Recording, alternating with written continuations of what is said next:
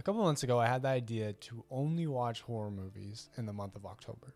Horror movies are a major blind spot for me, so I wanted to expose myself to some of the great horror movies of the past. And honestly, I was a little uncertain if I could do this. I've always kind of avoided horror movies, frankly. But a couple months ago, I watched Hereditary and I was like, okay, that was kind of scary, but I feel like I handled it pretty well. That gave me the courage to be like, well, maybe I can handle some more.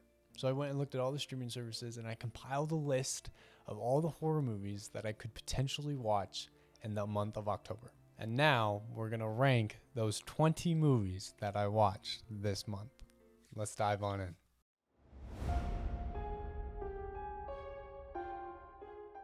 Okay, coming in at number 20 is The Shining. This might just be the most overrated movie I have ever watched. I was actually shocked when I was approaching the end of the movie. I was like, this is The Shining? This is one of the greatest horror movies of all time? Not only that, but one of the greatest movies of all time? No, I cannot back that for a second. Look, and I understand, I can see its merit. Like, I can see why some people might like this movie. But I just thought it was so freaking boring. I think this movie would have been significantly better if it was an hour shorter. It's like 2.5 hours. Not a whole lot happens. I don't even understand the whole like The Shining theme, right? Like, why is the kid able to sort of like see ghosts? Like, what's the point of that? What did that add to the plot at all?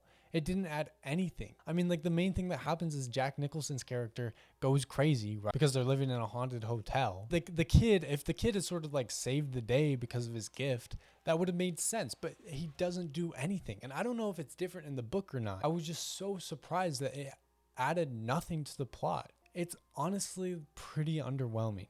I think the reason it's so beloved is because it has some of those iconic moments. And those were the best moments in the movie, right? When he kisses the young naked lady in the bathroom and then she turns into an old naked lady.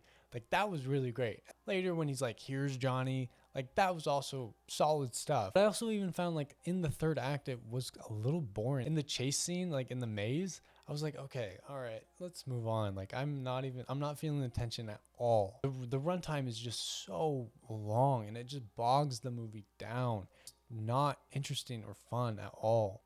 And it's honestly not even that scary or suspenseful. I know I'm coming swinging out of the gate right here, putting The Shining at last place. But honestly, like, that's how I feel, so I gotta put it there.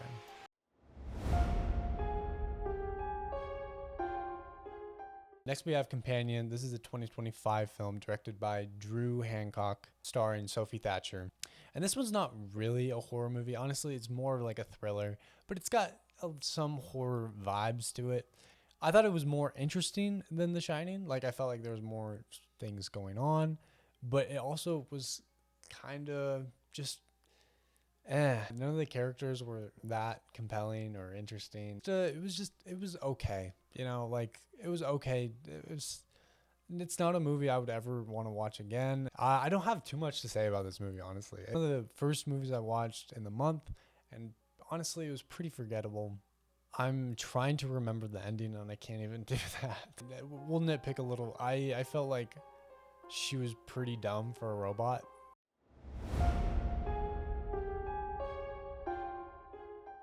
Okay, next we have Jaws. I understand that this is also going to be a little bit of a controversial take. Like, Jaws is definitely better than Companion. Like, there's more interesting visuals, more interesting tension. There's a couple moments that actually got me when he's diving underwater, right? And then you have the jump scare with the dead dude in the boat. With that being said, I also feel like this movie was just too long. Like, I think it would have benefited significantly from being like maybe 20, 30 minutes shorter. None of the characters are that interesting. Like, they're all fine. It was cool to watch the movie. I mean, again, it's an iconic movie that I'd never seen. It's cool to see some of the iconic scenes that I'd heard about, but I'd never watched. Overall, I think it was fine. And also, like, there's not a whole lot of substance to it. I don't like, you can't really latch onto any of the characters. There's no like really underlying theme or anything to it. For that reason, that's why it's so low on this list.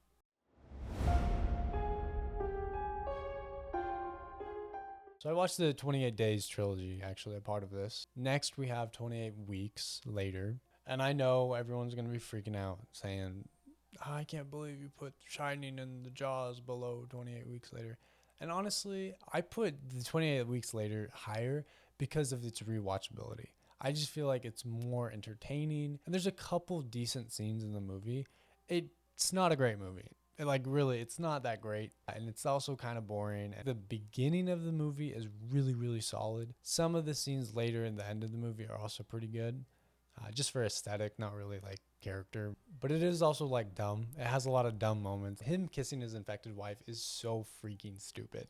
That was the standout dumb moment. I remember watching it and thinking, there's a lot of dumb decisions happening in this movie, but that is like that one. Like I'm gonna kiss my wife who I know has this infected crazy disease, which I've seen firsthand what it does to people, and I'm just gonna go ahead and I'm just gonna do it. You know, I'm just gonna risk it for a biscuit.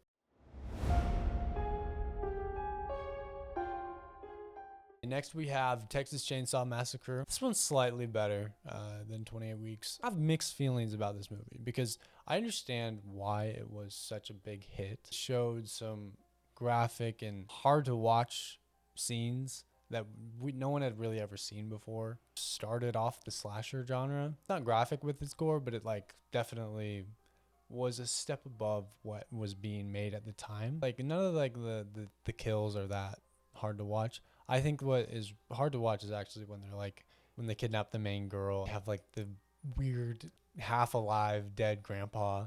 That's the hardest part to watch in the whole movie. The ending shot is really good and it's iconic, like with them raising the chainsaw in the sunset, her like laughing covered in blood in the truck. And also like it has some good dialogue between the characters near the beginning of the movie. It does a good job at making you feel uneasy. Like you're right there feeling exactly how the other kids are feeling when they pick up the hitchhiker. You're just like, what is happening?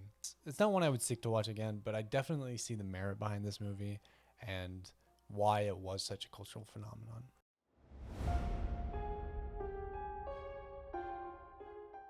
Okay, next we have Sinister. Right when I was very first planning this list, I knew from the get-go that I was going to have Sinister on it because I'd heard that Sinister was like the scariest movie of all time, right? By like science or whatever.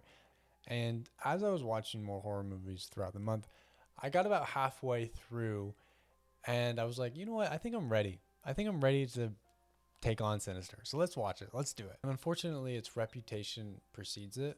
I had some pretty high expectations, like it being like the scariest horror movie.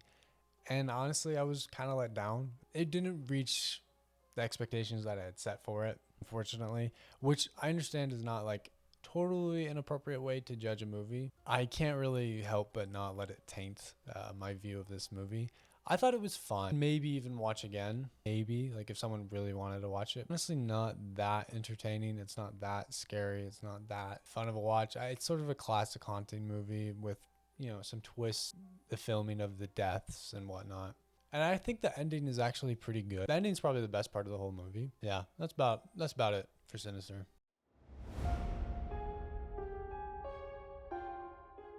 We have 28 years later. So this one was also a little bit underwhelming, especially because the very beginning of this movie is really solid, like really, really good. It starts as sort of like this father-son quest, like coming of age kind of movie. It's like, actually, this is going... I have mixed feelings about this movie because it does a lot of things I like. And there's some effective imagery, effective scares, really solid imagery. I really like the camera work in the movie as well, especially with some of the kills. But it is kind of wild that he goes from like not being able to shoot anything to like just shooting zombies down like left and right. I didn't like that they killed the Eric character, military Swedish guy, instantly. Like I was like, well, what was the point? Like you shouldn't have done that. Like you shouldn't have done that. Like especially because he brought a lot of energy and heart to the movie, I felt like. And then all of a sudden he's immediately just dead. It just sort of makes you like question like, well, what was the point of that? The ending is a little bit, it just doesn't hit very well. And also the very ending, weird church kid show up with his band of golf people or whatever. It was just, it felt very MCU-y and I didn't really like it. It's kind of corny. All around, it was good. If you like zombie movies or if you like the 28-day movie, for sure watch this one. I think that you'll have a good time with it.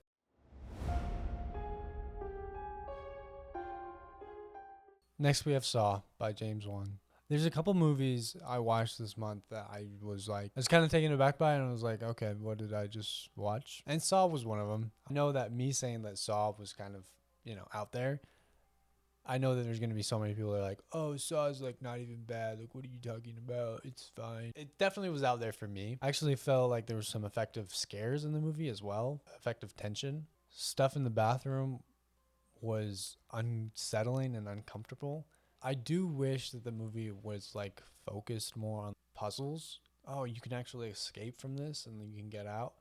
I would have liked that significantly more if they had gone in that direction. Instead, it focuses a lot on like their backstory, flashbacks, which I feel like it focuses too much on that. I also think twist at the very end that like Jigsaw was in there the whole time, just laying on the ground, is a stupid twist. I think it would be a fine twist if they had foreshadowed it a little bit more, but it just sort of comes out of nowhere and it's just like, all right, this is okay, sure, whatever. It's just kind of low hanging fruit, I felt like, to have that be the twist. Also was a little bit underwhelmed that we don't even get to see him like saw his leg off, just cuts away the whole time. So I feel like he totally would have bled out and died. Like if you like the more like hardcore horror, I think this is definitely up your alley. I would recommend it.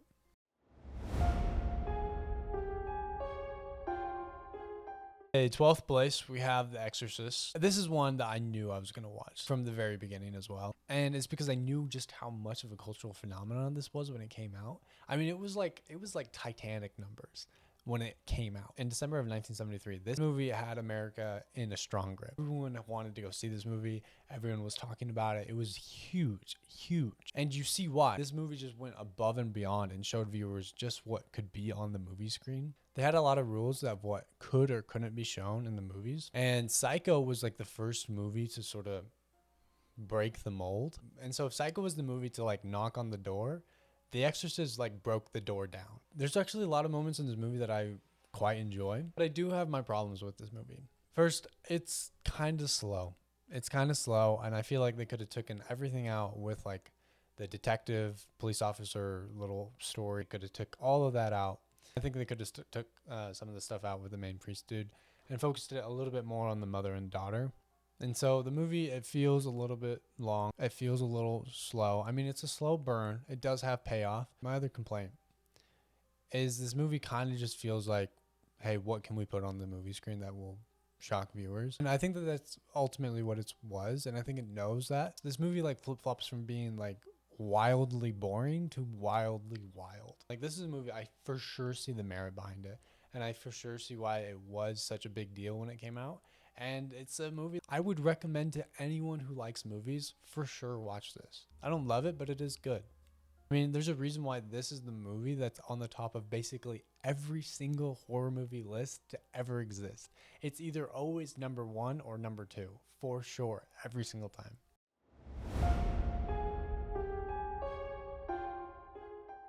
Okay, next we have John Carpenter's Halloween.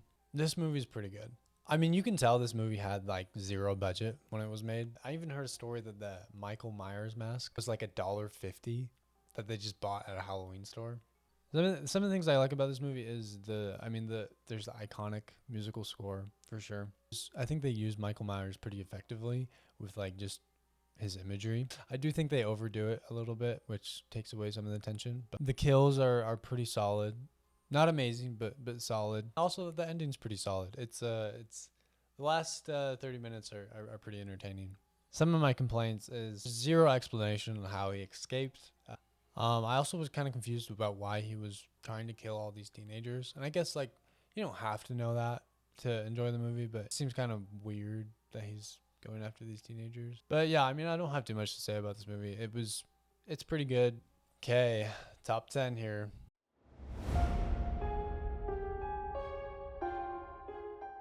So Talk to Me was actually the first movie I watched for this challenge. After I watched it, I was like, okay, I think I can do this. I think I can really do this. Because I heard Talk to Me was pretty scary and I watched it and I was like, I handled that pretty well. It's an interesting movie with a cool concept. These friends, like they find this porcelain hand, and if you grab the hand, if you say talk to me, then like the demon sort of possesses you for a little bit.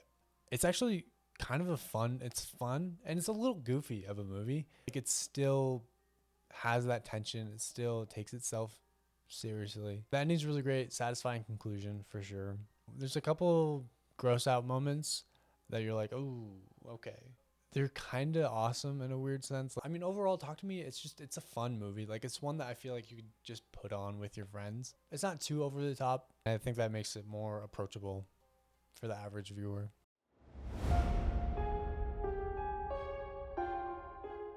Okay, next we have Alien Romulus. Bear this in mind, I've only seen the first Alien movie. I haven't seen any of the other ones. That's all I knew going into this movie, right? So I watched it, and I gotta say, like, I was absolutely hooked. In the first, like, 30, 40 minutes of this movie, I was absolutely hooked. If the movie kept on, like how I was anticipating it to keep on, this easily would have been a 5-star movie in my book. Like, easily. I just love the world building. I love the atmosphere. I love the direction. I love the camera work. I love the characters that they had.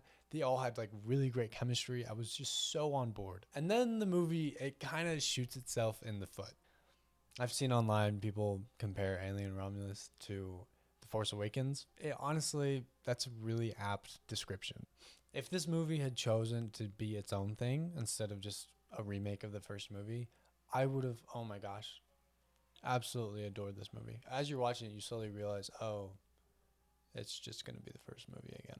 Which is so sad. It's so sad, especially when you have such an awesome cast of characters with such great chemistry. Why are you going to waste that? Why waste that? Why? Seriously. There are some cool moments in the movie though, like when they're floating through the acid, and also the end of the movie, the weird alien baby. That was actually pretty solid. I liked seeing that. That was fun body horror. Unfortunately, I mean, it's just the exact same movie basically as the original. If you are a fan of the Alien franchise, I would recommend this.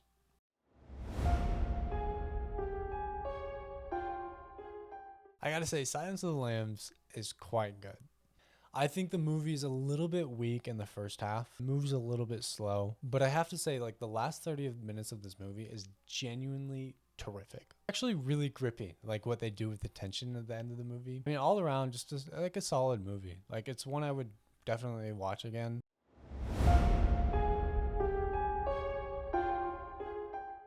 Midsommar, I have mixed feelings about for sure. And I think everyone who's ever watched this movie has mixed feelings about it. There's a lot that I like about this movie. And one of the reasons why this movie rose in the ranks over the course of the month for me is because I actually felt like this movie was trying to say something, whether that be about grief and depression or like the nature of cults and social belonging. I feel like there's some substance here, and I like it for that. I think there's some wild scenes in this movie. And 3 in particular come to mind.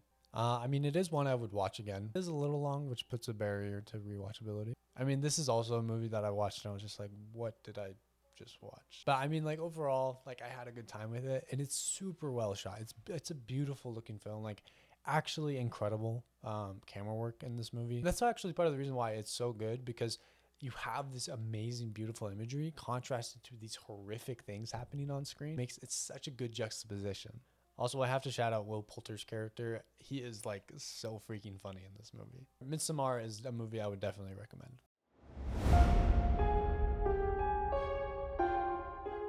Okay, coming in at number 6, we have Black Swan. Black Swan is also a movie that's very much elevated because of its messaging. There are some moments in this movie where I'm like, did that really need to be in this movie? I saw a review of someone saying that this is like the sister to Whiplash, and I actually really, really like that description. In order to be great, she ends up like demonizing her competition, right? Seeing like the worst parts of herself in her. She ends up like sacrificing her integrity by being with her boss. I feel like it's a nice commentary on like what it takes to be successful. Not that like it's condoning those things. Sometimes people end up doing terrible things to accomplish their goals. I mean, similar to Whiplash, we have Miles Teller's character basically like cut everyone out of his life, and he's like, I can't talk to you anymore. And basically encouraging this abusive relationship he has with his mentor. But yeah, I mean, I like this movie. It's interesting. There's actually some decent tension in the movie. The ending is solid, for sure, for sure.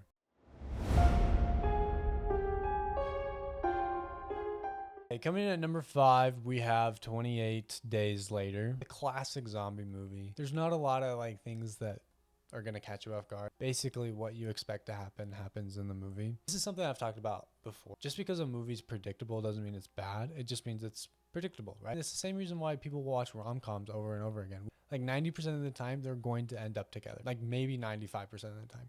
But people still watch them knowing that that's the likely outcome because of the enjoyment along the way, right? Like it's fine if you have a predictable ass movie, but if you make the ride enjoyable, people don't care. People don't want their expectations subverted just for the sake of subverting expectations. There's some effective imagery with like the zombie. I mean, it does look like it was shot on like iPhone 3, probably my biggest complaint about the movie, but it also goes to show like you don't need to have amazing cinematography or beautiful direction when it comes to camera work for a movie to be good. That isn't why people love movies, or at least for me. That's a massive bonus. Like story is king for me. Story and characters and writing, that is king for me.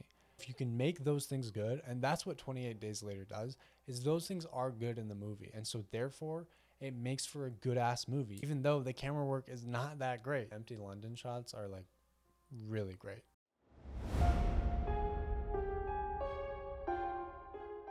Okay, number 4, we have The Conjuring 2. Conjuring 2 is a really great movie. This is like, I feel like the perfect movie to just put on with your friends. And like, if you're like, oh, let's watch a horror movie, like this is like the perfect movie for that. Because it's high energy enough that you're not going to get bored with your friends. Great in your face scares. Also has some good tension though too. All around, it's just a decent movie. There's nothing like bad really about it. I mean, if I do have a gripe, some of the third act dialogue and acting is a little cheesy. I feel like this movie is a perfect sequel. It feels a lot like the first movie, but it's different enough that it stands on its own. I love the way the nun looks. It's so creepy and awesome looking. Like, it's just like, oh, it's so satisfying to watch. The main kid actor, she also does a fantastic job in this movie. I just really like this movie. It's great. Like it's a lot of fun. If you're into haunting movies at all, I highly recommend this movie. Genuinely had a great time with it.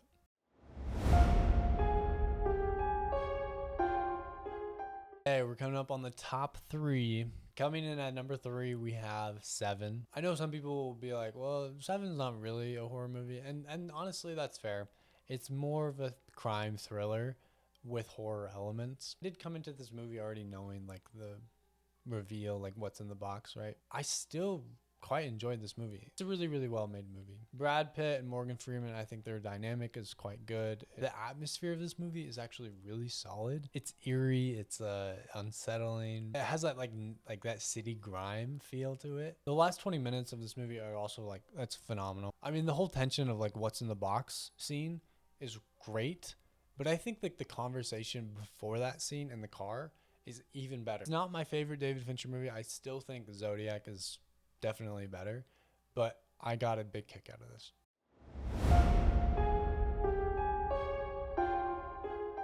Okay, coming in at number 2, we have The Conjuring, the original. The reason why this movie's higher than the other Conjuring movie is because I think the scares are a little bit more effective, right? The tension building is just slightly better. I think Valak looks way better as a demon, but the tension in this movie is definitely better. I actually like the Annabelle scenes in this movie quite a bit. And I also got to say, like, part of the reason why the Conjuring movies are good, like the first 2 at least, is you have that healthy, like, the heart with Ed and Lorraine. They're just like, you like love their relationship. You love their romance. Having that heart does so much for the movie. I think that that's where a lot of horror movies go wrong, is they forget the heart. And they are just all about the scares, like how can we scare, how can we scare, how can we scare?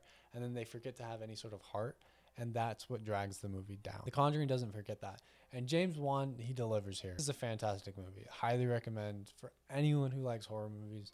This is a staple and it has to be watched. But yeah, I mean, like this is like the quintessential horror movie, I think. Really, like it's perfect for Halloween. It's a perfect haunting movie. Great possession movie, and it's also scary. It also like has some good tension, and so I think that this is like the movie to watch on Halloween.